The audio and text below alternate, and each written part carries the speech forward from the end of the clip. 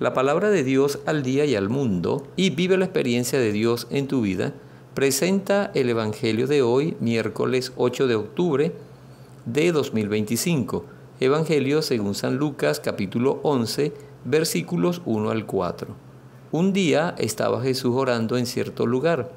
Al terminar su oración, uno de sus discípulos le dijo: Señor, enséñanos a orar como Juan enseñó a sus discípulos.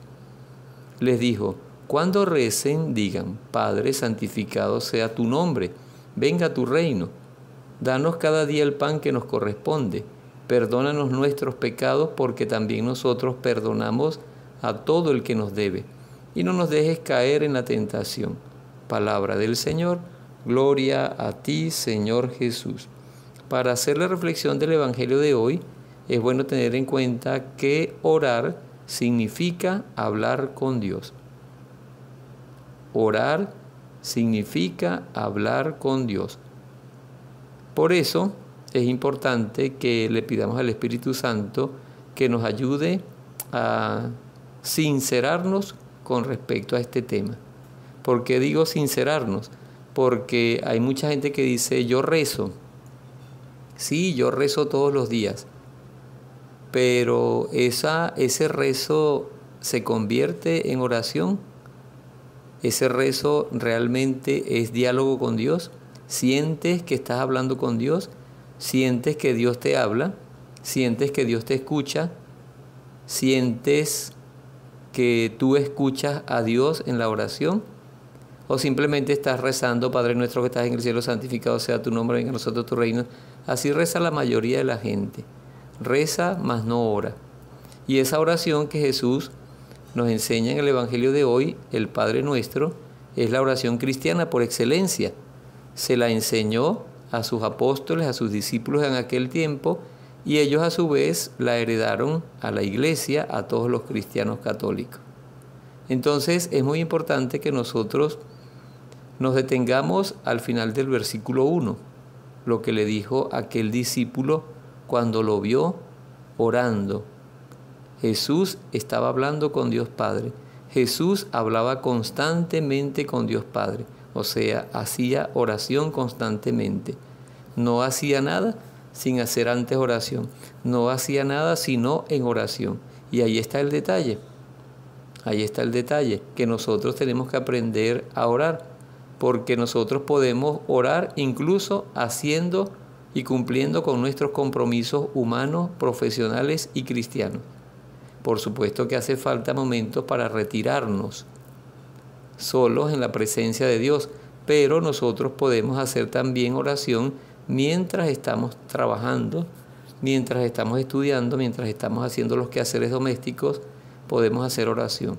Aunque no repitamos ninguna palabra con nuestra boca, con nuestro corazón le estamos diciendo al Señor, mientras hacemos las arepas, por ejemplo: Señor, te alabo, te bendigo, te glorifico, o te pido perdón, o te doy gracias. Mientras estoy escribiendo en la computadora, transcribiendo alguna cosa, puedo también decirle una oración al Señor. Porque orar es hablar con Dios. ¿Y cómo le agrada a Dios que hablemos con Él? ¿Cómo le agrada a Dios Padre que hablemos con Él? ¿Cómo le agrada a Jesús, nuestro Señor, que hablemos con Él? ¿Cómo le agrada al Espíritu Santo que hablemos con Él? Y a veces no tenemos eso en cuenta.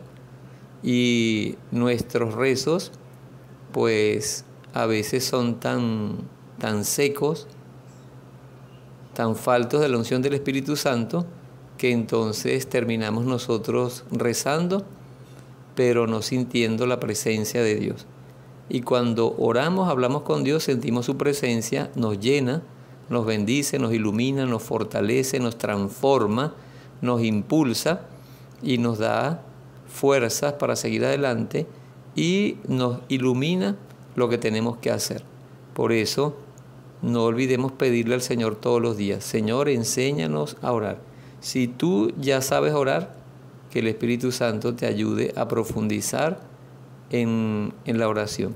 Si no sabes orar, si no lo que estás es rezando, pídele al Espíritu Santo que te ayude a comprender que aunque la oración sea escrita, tú haces de esa oración tu oración para dirigirte a Dios. Por ejemplo, la oración del Padre Nuestro.